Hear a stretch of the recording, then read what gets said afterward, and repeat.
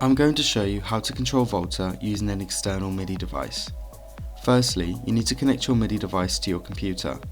This varies by device, so refer to your controller's instructions if you need help. Once the MIDI is plugged into your computer, open Volta and select a playback of your choice. Now you can open Settings. Settings can be opened by clicking the cog icon in the top right corner. Select MIDI and find the name of your controller in the drop-down menu. If it's not on the list of compatible controllers, don't worry, you can select the default option. Once that's done, exit out of Settings. Decide what control you want to link with a physical button or slider on your MIDI device.